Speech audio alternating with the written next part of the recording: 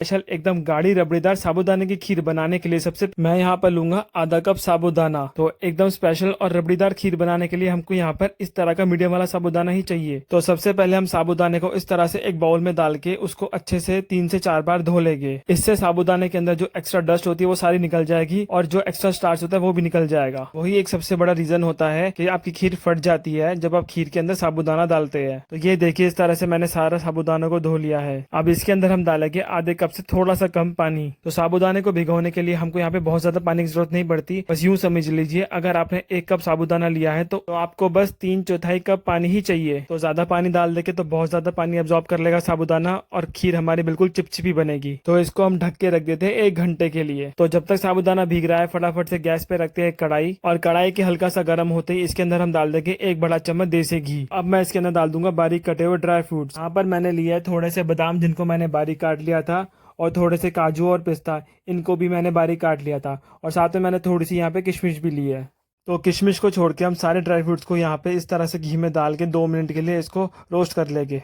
आप अपनी पसंद के हिसाब से कोई भी ड्राई फ्रूट डाल सकते हैं, और अगर आप ड्राई फ्रूट ना डालना चाहते तो आप ड्राई फ्रूट के बिना भी इस खीर को बना सकते हैं। सिर्फ 1 मिनट के लिए हम सभी ड्राई फ्रूट्स को घी में अच्छे से रोस्ट कर लेंगे, और जब हम इसको खीर में डालेंगे तो खीर का स्वाद बहुत ज्यादा बढ़ जाएगा। तो लीजिए सारे ड्राई फ्रूट्स हमारे इस तरह से रोस्ट होके बिल्कुल तैयार हो गए हैं, और इसी स्टेज पे हम इसको कढ़ाई से निकाल लेंगे। हम इसको ज्यादा रोस्ट नहीं करेंगे, नहीं तो इनके अंदर कड़वापन आ जाएगा। अब आप इसी घी के अंदर 2 चम्मच किशमिश डाल देना और उसको भी अच्छे से भून लेना। किशमिश बहुत जल्दी भुन जाती है इसलिए मैंने इसको बाद में डाला है। तो लीजिए किशमिश भी भुन गई है, बिल्कुल फूली फूली दिख रही है। इस स्टेज पे हम इसको भी बाहर निकाल लेंगे। जी हमारे सारे ड्राई फ्रूट बिल्कुल भुनकर है तैयार, इनको हम अलग रखते हैं। तो अब हम कढ़ाई को पोंछ लेते हैं और इसके अंदर डालेंगे हम 1 लीटर फुल क्रीम दूध। एक इंपॉर्टेंट टिप, आप खीर बनाने के लिए हमेशा फुल क्रीम दूध ही लीजिए, इससे खीर फटाफट तो बन जाती है, साथ में खीर का स्वाद बहुत बढ़िया निकल कर आता है। और अगर आपके पास फुल क्रीम दूध ना हो तो यहाँ पे आप टोन दूध भी यूज कर सकते हैं, लेकिन उसको आप 1.5 किलो लीजिएगा क्योंकि उसको हमको थोड़ा सा पकाना पड़ेगा। तो मीडियम फ्लेम पर लगातार दूध को चलाते हुए हम उसको एक बार उबलने देंगे। ये साबूदाने की खीर इतनी स्पेशल और बढ़िया बनके तैयार होती है कि कोई भी आप व्रत या कोई भी त्योहार पे आप इसको बना के अपनी फैमिली के साथ एंजॉय कर सकते हैं।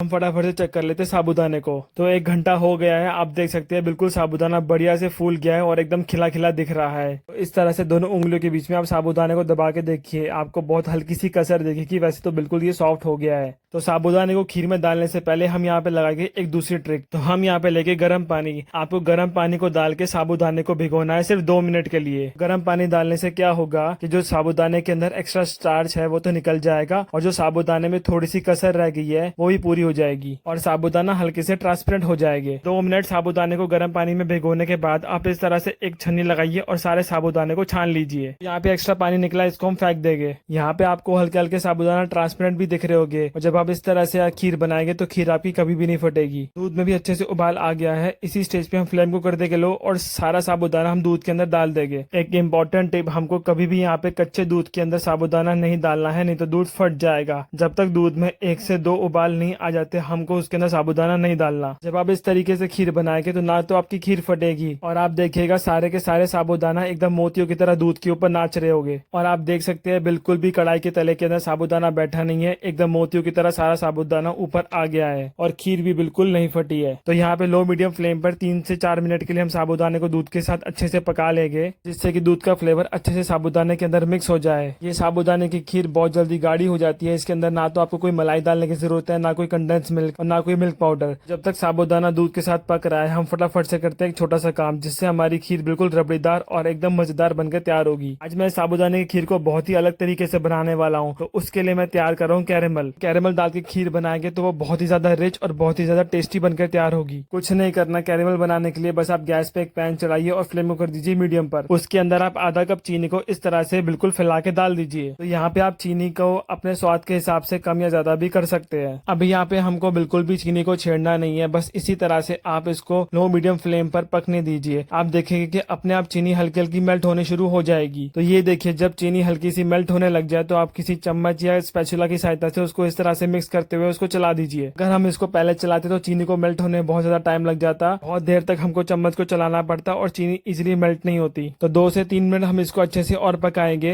ये सारी चीनी इस तरह से मेल्ट हो गई है और बिल्कुल कैरेमल बन के तैयार है। और इसी स्टेज के ऊपर मैं इसमें डाल दूंगा 1/4 कप पानी। पानी यहाँ पे डाल के फटाफट से हम इसको चलाएंगे।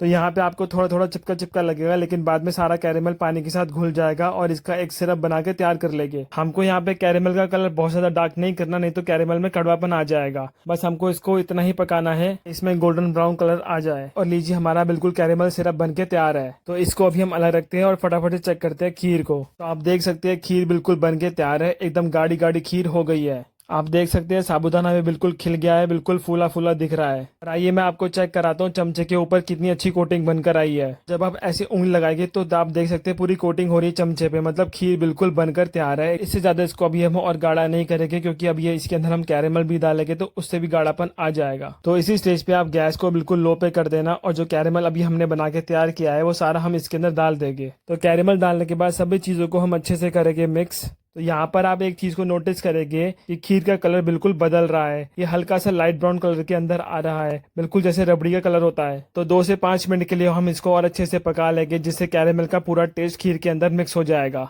और 2 मिनट पकाने के बाद आप इसके अंदर डाल देना 1 चम्मच इलायची पाउडर। साथ ही इसके अंदर हम डाल देंगे जो ड्राई फ्रूट अभी हमने भून के रखे थे। सभी चीजों को अच्छे से मिक्स करते हुए 2 मिनट के लिए इसको और पका लेंगे। आप देख सकते हैं एकदम रबड़ीदार सुपर डिलीशियस टेस्टी साबूदाने की खीर बिल्कुल बनकर है तैयार। तो अब